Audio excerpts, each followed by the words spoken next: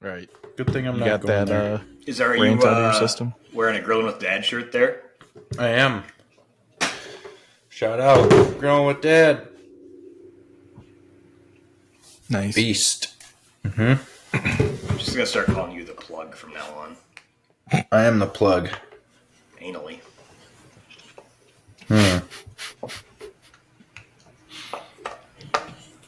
was probably a pretty good cold open.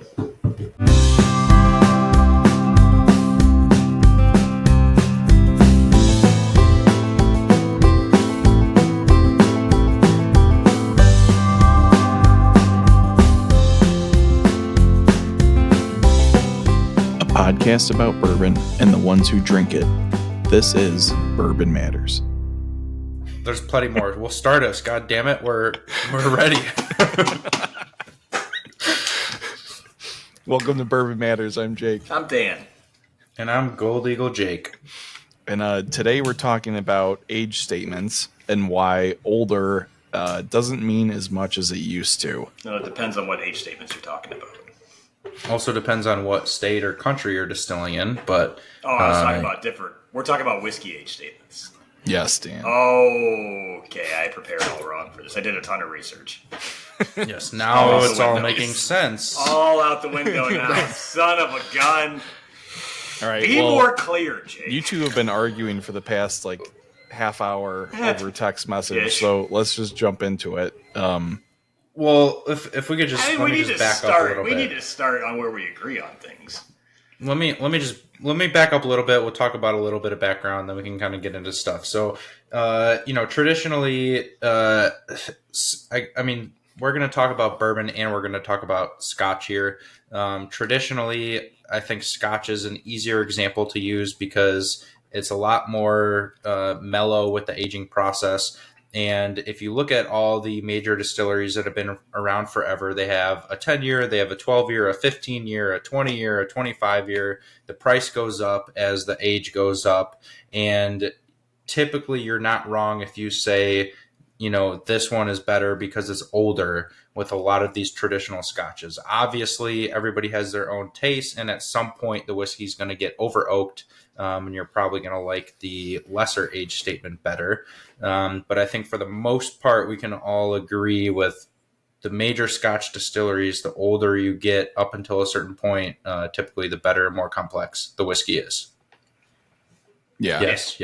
Yeah. So bourbon, and this is a good segue into next week with The Beautiful and the Damned with Kevin, because bourbon kind of followed that trend for a long time. And, age statements were the thing, and all these big distilleries had their different age statements with a few exceptions in there.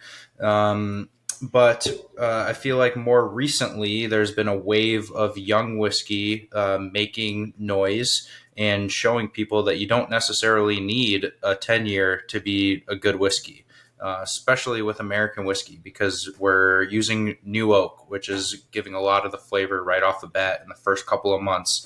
We're much hotter climate than Scotland. So stuff is aging and contracting in and out of the wood a lot quicker in its lifespan. So there's been a lot of newer distilleries. Hard Truth, I think, is a great example. They came out the gate with a 2-year, and Fred Minnick said it was one of the best whiskeys he's ever tried from a new release for a distillery, or a first release. Wilderness Trail is another great example. They have a lot of really, really good 4 and 5 year stuff. I know we just kind of talked about them a bunch, and they've kind of fallen off a little bit since their acquisition. But that's another example of a distillery where I feel their 4 or 5 year stuff is maybe a little better than their 6 to 8 year stuff. And a lot of that has to do with the barrels that they're picking, how long they're air drying the staves for those barrels. It all plays in. But I could keep rambling and rambling. What are you guys seeing with the current whiskey trends and how age statements have changed or not changed in the last 5-10 years with whiskey? Yeah, well, before Dan goes on his rant, the one we're going to discuss a little bit, and then we're going to dive into more. Yeah, the arguments. One example I had was the I can't remember which one or what the name was, but there was the Hardin's Creek 2-year Was that the Colonel Beam, I think, release? That's a great example. That was a really good whiskey. Don't think about the price, but the whiskey was very good. Very very, very peanut buttery. And a great example of what super young whiskey can be if done correctly. And that was the whole point behind that release, was to show you that you can get a flavorful whiskey quick if you know what you're doing on the distilling end, if you know what you're doing on the ingredients end, and on the barrel end. If you put more care into those things. It was paired with the Jacob's Well 15-year release. So you got two ends of the aging spectrum together, which is kind of neat to try those side by side. Yeah, and I'm not going to say that whiskey was absolutely incredible. I thought it was good. It wasn't, anything too noteworthy, but if you taste that whiskey blind, there's no way you're guessing it's only 2 years old. And once you find out it's a 2-year, you're probably going to be pretty impressed that you're getting that type of a whiskey from a 2-year-old Kentucky bourbon. Until you see the price tag on it, then you're like, this is ridiculous. $80. That's why I said ignore the price, Dan. Yeah, but you can't when you're buying it. But no, I mean, we've talked about age statements a lot, and how there's a lot of people out there that think it has to be a 6-year or 8-year whiskey to be good, and we've talked about the falseness of that, and that's why blinds and things are good to do, because most people that say that are just going off of what they've been sold and what they've been marketed to, is that it needs to be old, it needs to be aged for X amount of time, but it doesn't. I think you're seeing a lot more younger age statements on bottles, especially from smaller brands, because they're going more with the times of today, where people want to have more knowledge about what they're drinking. I think that's why you're seeing like a lot of 4 or 5 year statements on bottles, more than what you used to see in the past. Because, 10 years ago, you wouldn't see anything less than a 6 or 7 years age statement stamp on something, unless it was just bib. But the age doesn't make the whiskey by any means. I still go back to some of my favorite bottles are the James Pepper Barrel Proof original ones that were 3-year MGP that have held up well and done very well on blinds I've done with a lot of people. And it's one of those where it's a 3-year whiskey. It tastes phenomenal. So I don't think it needs to be old by any means to be good. But there's a lot of people that do think that. So yeah, you could play devil's advocate and say that these newer distilleries are just putting out young whiskey because they need to get their investment back, and they can't. Not all of them. There's a lot. No, I know. I'm just playing devil's advocate here. Yeah. But I'm a firm believer that we are using better distilling techniques. We are using better barrels, and we're air drying our staves for a lot longer, which makes a big difference. And we're using better ingredients, which make up for a better, younger whiskey. You don't need to age it out as long to mask all of those imperfections that you're getting when you use crappy barrels, crappy ingredients, and just factory distillate. I guess it's kind of sorry, you were trying to make a stupid joke there, Dan. No, not a stupid joke, a counterpoint. Oh, you just said that our distilling is better than what it used to be.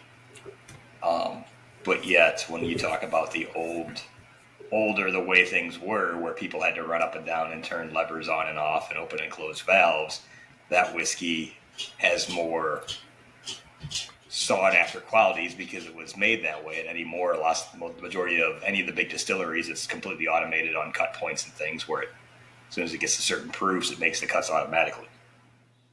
Yeah, it just depends on the distillery. That is a good point, but it definitely depends on the distillery and who we're talking about. When I was making my argument earlier, I'm talking kind of more so with the Scotch distilleries, because they're still not using the technology. Yeah. And they're it's still pot still. It's not column still. It's a lot different. Yeah. And they're just pumping out as much volume as they possibly can. And they don't care where the barrels come from. They buy the barrels from a broker and get whatever barrels they get. because it really doesn't matter if you're aging a whiskey for 10 plus years. Right. Like that whiskey is going to rest in that cask and it's going to do its thing. And especially most of those guys, their 10 years are like $50 on the shelf, and they really put more care and effort to the 15, 20, 25-year-old whiskeys that kind of really can hide that. But this whole thing started because we had a Kilchoman masterclass. And say what you want, Dan, but we had a big discussion. I was about at the Kilchoman one last year. Yeah, but this one not that the last year was bad, but this one was much better because we did have somebody from the distillery at the masterclass to actually present, and she knew what she was talking about. But their whole distillery started with years of research on how do we put out a whiskey that isn't hyper aged, that tastes good. And what they found is, one, they can't go through brokers to get barrels because most of them are really shitty and have been used over and over and over. They handpick all of their barrels. They will go look at barrels and they will one by one choose what barrels they want to bring to age their whiskey. And that's a lot more expensive and a lot more time consuming than just going to a broker and buying a whole lot of barrels. Better ingredients. They grow a lot of their own barley. They have their own series with 100% Islay. And they also choose their own barley. I know many distilleries choose their own grains, whatever they're distilling with. But to pay extra to get first crack at which exact barley you want to use and then send the rest off elsewhere, that's adding in your costs, and I would assume making a big difference in what you're distilling. And then this I can't really talk about too much because I'm not a distiller, but just better, more in-depth handcrafted distilling techniques to work with the barley and the casks that you're using. So that's what they kind of talked about on what they do versus the bigger distilleries, which have been there for almost probably, I mean, some of them hundreds of years, over 100 years. But there hasn't really been anybody new in Scotland up until the last 10 years when we've started to see more and more distilleries pop up.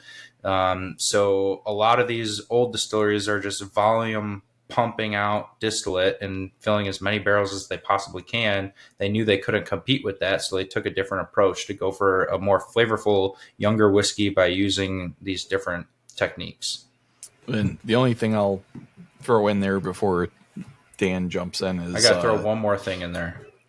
There's quite a lot of focus on, I'd say, like the science of distilling now more than ever. Tweaking mash bills down to, percent, like this, single digit percents of each grain, and trying to get very specific flavor profiles using yeast, like we talked about with Wilderness Trail and others. Even Whiskey Acres is using different yeast to try and pull out different flavors in their distillate. I feel like that's a newer phenomenon. A lot of the older established distilleries pride themselves on not changing their mash bill for like 100 years. So that kind of progression towards, experimentation and things like that, I think is yielding a lot more interesting and viable younger product, if that makes sense. My point my counter to that though would be is like they've been around for 100 years and that recipe for a reason. If we have to look 100 years in the future, I guarantee you a lot of the ones that have been around for 100 years are going to be around 100 years in the future. And a lot of the ones I'm not saying that Jim Beam and Jack Daniels and Buffalo Trace are crappy because they haven't changed their mash bill, but I mean, they have for sure changed their mash bills over time, but a lot of them haven't changed it in the last 50 years. And a lot of the reason why these distilleries, we know the big guys are still going to be around, is because just the money flow, the cash flow with running a distillery. You can't, it's extremely hard to start up now and wait for all that money to come back. And you don't even know exactly what it's going to taste like 5 years down the road. But another thing with Kilchoman was we tasted their 16 year, which is the oldest whiskey they ever released, and nobody really cared for it. they kind of played it up. They talked it up and said, this is the oldest whiskey we've released. We probably will never, at least in the near future, have another whiskey this old because we took all of our oldest casks. Our next whiskey that's coming out is a 13 year. Then it's probably going to get younger from then. So they kind of played it up as if like, oh, we should all be buying up the 16 year because there's not going to be more of this age statement, but nobody really liked it. Everybody liked the 5 to 7 year stuff the best, and that's what sold the best. Yeah, I mean, that's not uncommon, though. I mean, you've done blind tastings of the same stuff from a distillery that's different age statements, and younger ones have come out all the time. Like, I've said it many times, and I still think Knob Creek is better than 15 and 18 from Knob by quite a bit. The 12? Yeah. Yeah, a lot of people agree. Yeah, Mm-hmm. I don't think, like, and that falls into the, just because it has an older age, well, no one cares about what you think, so. That's what goes into the age doesn't mean everything. And I'm sure you've done other ones as well, too, side by side of different age statements from the same distillery where it's same stuff and hasn't been. And I know this would be different, but even thinking like the barrel, like when you guys, I know barrel's all blended, but when the gold versus the gray label.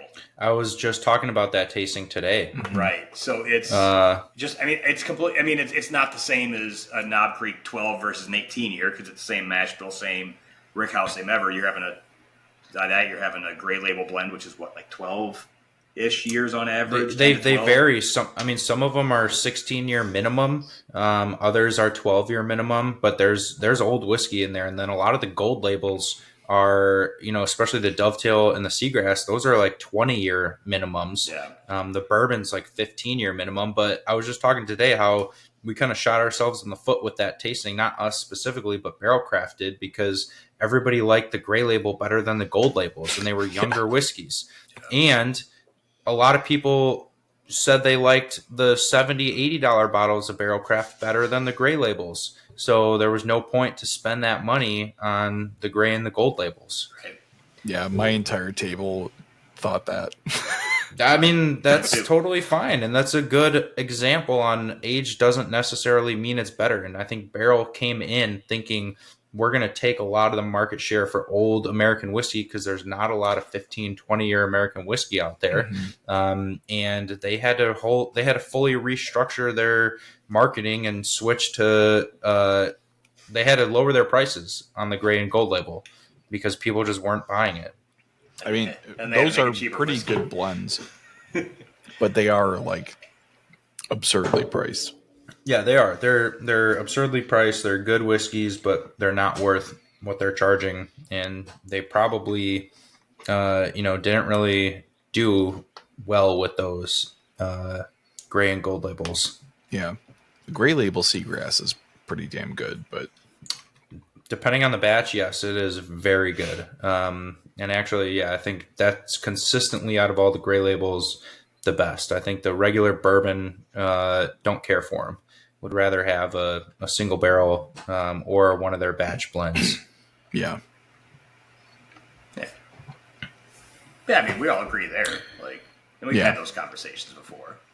So where do we disagree, Dan? That it all comes down to the care about making the whiskey, and that sales reps will expand upon the truth a little bit to get people interested in new stuff. So to summarize, Dan is the boomer and thinks that you got to turn knobs and twist dials and pull levers. I didn't say that at all. That was or Jake's else the words. whiskey's shit. That's what Jake's words were on the podcast. That's why the old wild turkeys are better. But now they can be good in dial a mash. So that wasn't me saying that was what I heard from Jimmy Russell himself on why it's better. So the automation's better. It's because it's better now because of automation, even though that you think the older stuff is better. No, I've never said that. Okay.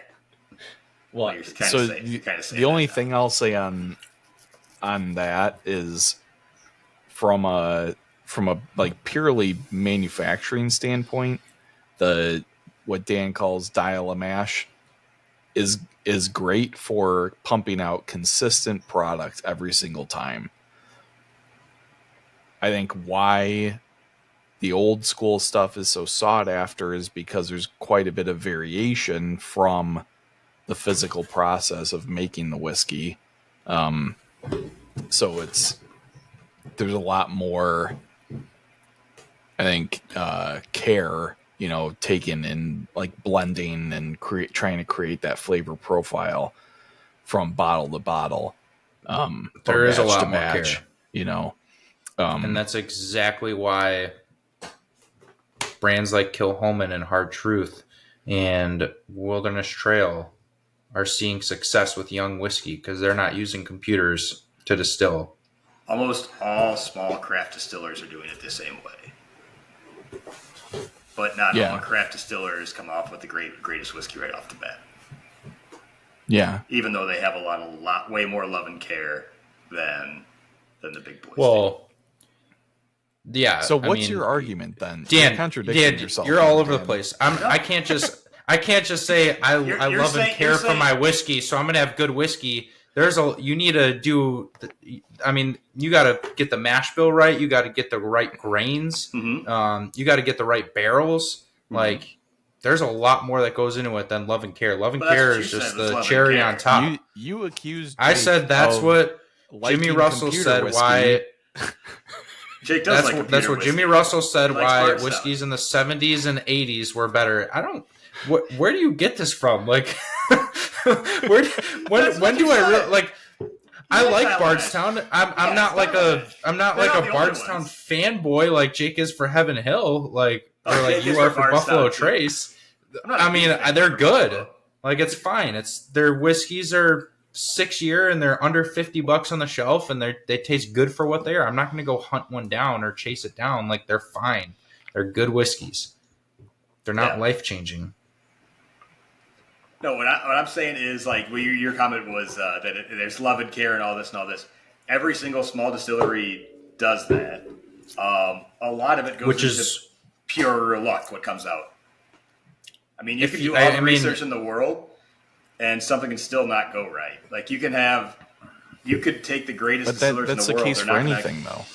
But yeah, but Jake's and I'm not disagreeing with that. I'm not. That's one of the pieces to the puzzle.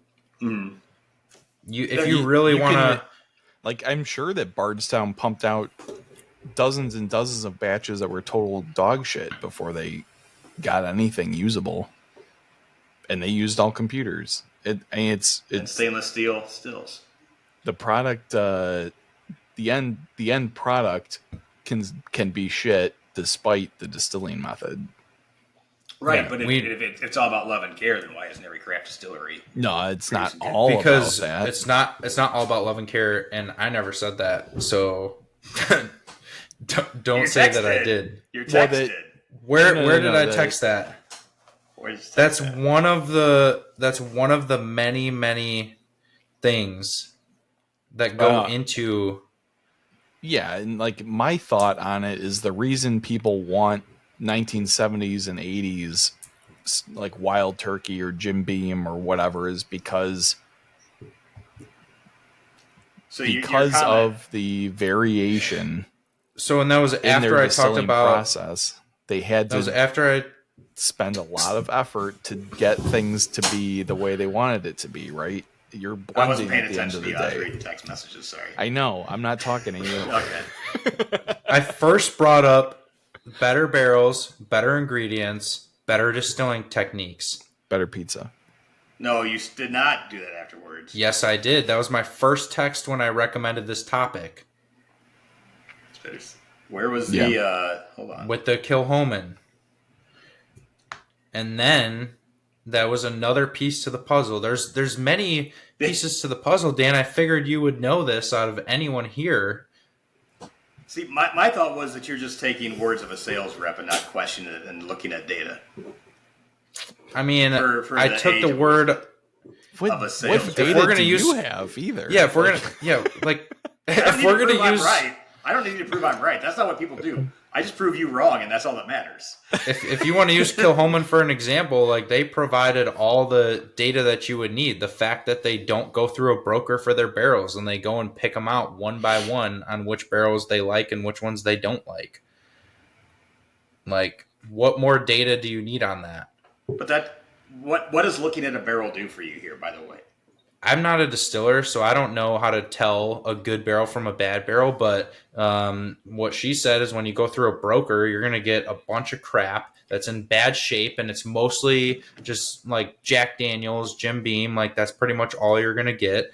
But going and looking at the barrels and finding ones that don't look like they're total beat up and still have some more life to give, Yeah. like I would think that would make a big difference. I would wonder or I would want to check to see if what different options for brokers they have, because basically what we had at They Whiskey don't Acres use brokers. well, no, but if they did more before, because we use a broker for all of our second, or we They never did. Whiskey Acres, I can't say we. Whiskey Acres uses a broker for all their secondary cask finishes, and all the secondary casks we got in were all good. The only secondary cask finish where the barrel was basically shot was one that was a reuse of a Benny's barrel pick that we did especially for Benny's, and it was one of their barrels. And when it came in, like Rob's like, yeah, this barrel's dead. Yeah, I wouldn't think the secondary is going to make as much of a difference. I do think it does, but not as much of a difference as that first fill would. But I mean, at the same time, if you're working directly with a winery that's sending you barrels that you know are super fresh, they were just dumped, they were used, you know exactly how many times they were used. It's not like you just get stuff. You get all and that then, information from the broker. Like when you get a broker list of barrels, or at least the ones we were getting from our brokers, you could get all the information needed off of it. So we knew if there's going to be a second fill. You're not third fill, buying fourth used fill. bourbon though.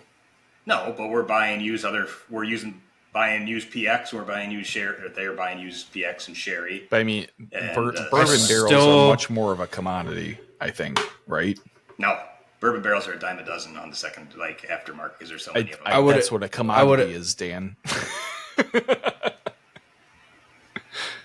What are you saying, Jake? I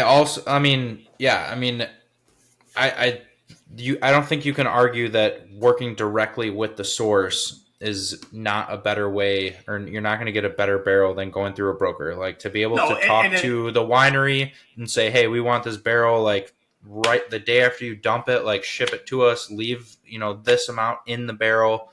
So it arrives nice and wet, and then we're going to fill it right away. Yeah, Like, who knows? I know the broker's probably going to tell you, whatever, how so a old it sales is and rep's where gonna it's tell you been, something? but what are you getting at? Believing in sales reps again. No, I mean, I would hope they're not lying. The brokers don't want to send you shit because then you're not going to use them as a broker anymore. Yeah, I mean, if they, I guarantee you, they're not going through and hand selecting every single barrel and then having them shipped over here. Because at that point, if they're just working with a distillery that they like, they're not hand picking barrels. They're just telling the distillery, hey, we need X amount of barrels. Hand selecting, but then forming partnerships with distilleries and wineries Yeah. to get the type of barrels that they want and to get them immediately after they are dumped, and to not get fifth, sixth, seventh use Right. finishing but barrels. You're getting that information from your broker anyways. Like, you know how many times it's been used. Yeah, I mean, that's just one part of it, but Right. But what's the other part? to get the barrels super fresh right after they've been dumped. Yeah. That happen. I mean, that's a lot, though. I mean, you don't want to sit on empty barrels because they just take up a shit ton of space. So you're trying to get them out as quick as possible. No distillery wants to sit on empty barrels because it's just a waste of space and time, and you got to keep moving around. So a lot of them, the distilleries are getting out as quick as possible. So yes, get a broker sit on them for a little bit, but they don't like warehousing them too when you're talking about big, obnoxious barrels that suck to move, and you don't have an even amount to fill up a pallet, then it's even worse. So, but having a good relationship is always good in anything you do with some of the yeah. business It's a- with. So Big time people Right. to people business. And again, we're going to dive more into this with Kevin next week with Beautiful and the Damned, because one of his big talking points is American whiskey is not supposed to be super old like Scotch is. And there's a lot of good things that you can take from young whiskey, like it's more lively, it's more fruity, and you combine that with something that's a little too oaky, and you can find a good happy medium if you know what you're doing when you're blending. So and, I mean, and that goes with your whole thing with Elijah 18 too. Is that you're not? I had to finish, or I didn't have to, I guess, but I finished off an Elijah 18 not too long ago, so I had to move it. And the more and more I drank it, the more and more I disliked it. because it is too oaky. That's just because you're argumentative. No, I was a big fan of it, but like when I started drinking it every day, there was too much oak. You're out of your mind. I mean, I agree with Dan for one time. Write it down. Crazy, both of It's you. too low. It's too low proof, and it's too oaky. Yeah, it needs to be higher proof at that age, I think. You two just don't have class. But I like younger whiskeys, and when I did my barrel pick at Whiskey Acres, I went with one of the younger barrels just because I like the green apple flavor out of it. You're still getting most of the initial spirit. You're still getting a lot of the initial spirit flavor out of it. So I went with the younger one for that one, which just kind of goes that I'm not a big fan of. Don't think older whiskey don't think whiskey needs to be old to be good. So the other part of this, and what's kind of happening right now with all this good young whiskey coming out, is a lot of the bigger distilleries are pushing even older, and they're coming out with higher age statements because they can, which good for them. They have the inventory, they have the stock aging. I mean, we saw last year Knob Creek came out with 12, 15, and 18 year. That's pretty much unheard of in the whiskey industry. Outside of course, Elijah Craig, the Van Winkle line. There's really not much that is older than 15 years. That's available. Not that those whiskeys are available, but the only one that I think of when I think of available older whiskeys is Calumet. Calumet, yes. IW Harper 15 year. So yes, there's some, but there's not a lot. And that's exactly what I would be doing if I was one of those legacy distilleries. Like, let stuff go, let stuff age, because that's if all these new distilleries are intentionally distilling and producing a young whiskey that's flavorful, that young whiskey is probably not going to be that great when it's 15 years old. So I would be pumping out age statements, giving the consumer something or that some consumers want, which is a high age statement. Knob Creek is coming out with a 21-year bourbon this year. That's crazy. Right? It's going to be, what, $320 probably? Probably. Well, I mean, like I think Jack did it extremely well with the 10 and 12 years. Mm-hmm. Like, that's a nice age statement. It's not going to be like so, over oaked that people are going to be immediately turned off. Like, I think a lot of people were pretty unimpressed with the Knob 18, so I'm surprised they're even coming out with a Knob 21. It'll sell out. It'll sell, and So I will, do think for sure. But I mean, I didn't. The last time you got Knob 18 in, it sat for a bit, didn't it? no. No, it's still sold pretty quick. It wasn't Okay. like immediate, but within a week it sold. I mean, if the Blom Brothers Nodder Bourbon sold quick for $300. Yeah. Knob Creek 18 ain't sitting too long.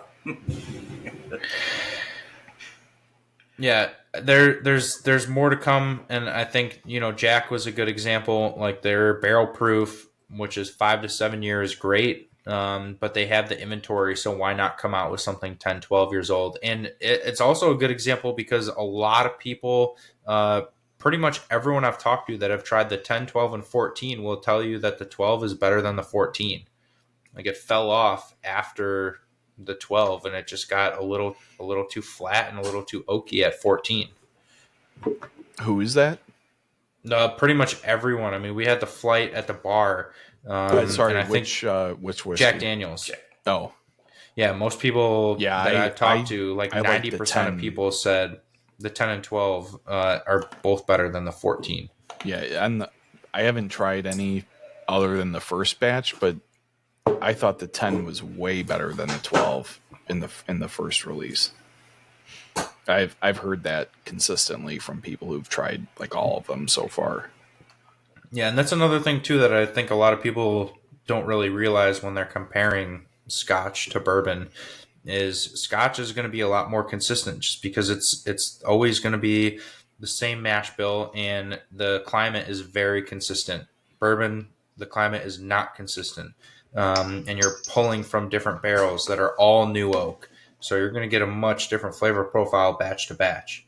So it's kind of unfair to compare and say, this Knob Creek 18-year is so much better than this Jack Daniels 12-year or vice versa, because each batch of those is very different. Knob Creek 18-year batch 1 I thought was awful. Batch 2 actually I thought was pretty good. It's still, I still would prefer the 12-year. I think for a third of the price, that is the sweet spot with the Knob Creek, and I know Dan agrees. 15. I haven't had 15 in a long while. I don't think they've done a release on that since the initial release. So hopefully that'll come back out again. It's been a few years since I've seen that. Yeah, but the 12-year is just so good. For right now, we have it on sale for $59.99 for a 12-year. Not going to find Kentucky anything bourbon. that cheap for 12 Yeah, years. definitely not. Yeah, this is off topic. Still an age statement. This weekend I went to see my boy Sam before I head out of town. One that's taken a lot of my money. And got me started on a lot of the harder things. Not drugs, whiskey. Whiskeys. Haven't think I've done every hard drugs. The first time me and Roberto ran into him when we saw the tasting bar and stuff, we had Pappy 12, and to this day I still think, to say Pappy 12 is one of my favorites I've ever had. And I had a 15 once, and I'm like, I don't think I liked it nearly as much as the 12. So when I was at Sam's, since the first pour I had there was Pappy 12, I said, let me do Pappy 15 for my last four, Sam. Which thank goodness he picked it up for me, because I've spent thousands upon thousands of dollars there and brought people in that have spent thousands upon thousands of dollars there. And I realize I still don't like the 15 as much. So I think that 10 to 12 is probably about the max in a lot of places for age before most people I've talked to will tell you the 15. Yeah, that's what I've heard a lot too. Yeah. I've never. Dan's been just a big fan of pansy 15. though, so I'm the same way. I like the 15. I actually have never tried the 20 or 23. I've never tried those. I've tried the 10 to 12 and 15. Yeah, everyone I talked to said the 15 is much better than the 20 and 23. yeah, I've always heard 15 is best. Yeah, but I like 10 year. I didn't. I like 10 too. I don't care for 12. It's too low. I like 12, then 10, then 15. I think would be my top three for those. 10's just a tad more flavorful, in my opinion. I haven't had the 15 though. Go see Sam. Have a pour. But, yeah, I mean, Jane got it for free. Don't I get it for free? I'm going to use that one. You've spent more money there than I have, so probably.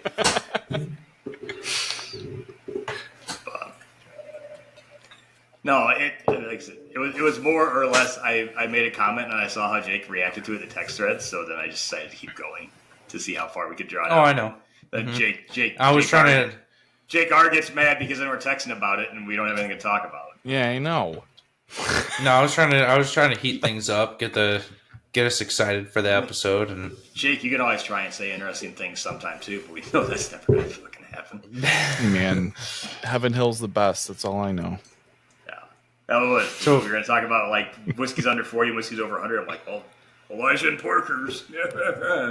I probably wouldn't pick Parker's actually. You couldn't. It would be wild to pick Parker's because every release is so different. Yeah, that'd be stupid. Yeah. But another thing that we didn't talk about, which I think we at least need to talk about briefly, because we're talking about age statements, is the whole Texas whiskey craze. Like that's a huge thing that's defying all the odds of what we thought of whiskey 10 years ago. Because they're coming out with some really flavorful 2 to 5 year stuff, and you really can't age much longer than that. And when we were at Still Austin a couple months ago, they said one of their biggest goals is to come out with a 10 year at some point that doesn't taste like you're chewing on a piece of wood. Mm-hmm. Gonna be right at 80 proof. I gotta. It's going to be interesting to see, but I think that's just a cool example for people that don't understand age statements in different climates with aging. Is like, yeah, this distillery is like challenging themselves to see if they can make it to 10 years and not have it taste like crap. Yeah, well, I gotta give a shout out to my favorite American single malt. The Now available at the Eagle. Delbach, yeah, Delbach Dorado, the mesquited American single malt. I went there 2 years ago with my buddy Kevin, who's on Movie Matters. Check us out. Plugging away here. You haven't plugged in a long time. Yeah, I know I haven't. So go watch Movie Matters. Go listen. We're on all the same platforms. Yeah, I went out to Tucson with my buddy, and we went to the distillery. They're a super small operation, but they said that they churn out barrels like crazy because they can only age for 2 years maximum, or the Arizona desert heat basically evaporates everything out of the barrel and makes it undrinkable. God, So they very probably similar gained to Texas. so much proof because that's a dry heat, which means more of the water vapor is going to come out. Yeah, So they probably Yeah. got to put that shit in pretty low proof, otherwise it's going to come out at 135. I think they come. I think they do 125 if I'm remembering right. Wow. But I think they put that lower. a lot of times they were, when we were there, I think they were just starting to do full barrels. A lot of them were half barrels that they had aging in their warehouse, which is also their production area. But yeah, I guess it's 1,000 degrees. luckily when we were there, Yeah. it wasn't super hot yet. Golly. But yeah, they said in the distillery, even with the AC on, it can get up to like 85 in there on a regular day. Your crazy. worst nightmare, Dan. I don't even know. Like, I don't even know why they'd be spending the money on AC. Like, just buy a million big ass fans and throw them in because that's going to be less electric than trying to keep the AC. Holy hell! Jesus, Yeah. I don't want to think of that. But yeah, I mean that. Yeah, the heat definitely does it. I mean, and I think we've talked about this before on the show, but Smoke Wagon, has a problem where they basically can't age anything, or it just immediately evaporates in Las Vegas. They don't so age. They're just turning shit around as quickly as they possibly can. Mm-hmm. Yeah, when I was there, he had I think like 6 barrels that he was keeping in temperature controlled for experimentation to see what would happen. And he had tried to age stuff prior to that outside, and it just evaporated. Like, you just can't age anything there. 120 degrees all last summer and just complete dry heat. Yeah, But it's a dry heat. It's a good thing. it is. It's way better. I know. I'm going to experience that. Can't wait. I can't all right. breathe in that dry heat. But yeah. I can't breathe. I can't do anything in humidity, so humidity is the worst. Jake, if people want to go try some younger whiskeys that they could possibly buy, where can they try it at? Where can they buy it at? Come to our bar. We've got 250 whiskeys open. There's lots of good stuff there. We actually have some really good young picks on the way. We've got a Still Austin 4-year barrel pick coming and a Still Austin almost 7-year barrel pick coming. And we picked both of these just to show how oaky a 7-year can be from Texas, and how fruity and lively a 4-year barrel can be. Keep an eye out for those. Come try some whiskey at our bar, 255 Peterson Road in Libertyville. Make sure you follow us on Instagram at Gold Eagle Wine. Follow us on Facebook at Gold Eagle Spirits. Shop online. And thanks for the support. Back to Bourbon Matters. Yeah, if you want to listen or watch us, Spotify, Apple Podcasts, Google Podcasts to listen, Spotify and YouTube to watch. You can follow us on Facebook and Instagram at Bourbon Matters. Like, comment, tell us what you guys think about age statements, both low and high. Of whiskey. Of whiskey. Keeps Thank you, comments Dan. clean. Thanks to the regular commenters. We appreciate your feedback on stuff. It's always nice to hear from everybody. Don't just tell me things in person. Put it on YouTube. Jake doesn't have a life and needs to read those things. But we need the algorithm to think that we're doing better than we are. The amount of people that come up to you in the store and say, "Oh, you're Jake from Bourbon Matters. Oh, you should talk about this." Yeah. Put it in the comments. Put it on YouTube. Put it on Spotify or Apple. Otherwise, we don't get credit for anything on the platforms. Awesome. And then as a reminder, because it'll still be available at the time, if you're looking for an excuse to get down to Whiskey Acres, June 14th at 2 o'clock, I'll be there from 2 till probably late with a little, I'm moving the hell away from here, so come tell me to get the hell out. Come down to Whiskey Acres if you haven't been or looking for another excuse to get down there. The day before, they said they're going to release it this week on social. So I'm going to say if they haven't done it by the time this comes out, that's their own fault. Day before, they will be releasing their first ever cigar blend, which is going to be a blended whiskey. So it's bourbon and rye blended together in a few different barrels. I don't remember for sure, but I know there's a Calvados barrel. I believe there's a PX and maybe a sherry. I cannot remember what's all in there. They'll have it on there, but that'll come out the day before. PX is a sherry. But I think like a different. It's a very specific type of sherry. Pedro Jimenez. But no, that'll be out before I leave, which is nice. So yeah, that's cool. I'll be there. Come say I think what's I'm up. going to be there. You're cutting into my vacation time, but I'm pretty sure I'm going to be there. You don't have to come. I didn't invite you. I invited the listeners. Can we bottle share or no? Not there, no. So That's right. I'll bring something just for us. But come see me off if you want. Tell me to get the hell out. If not, who cares? I don't care anyway.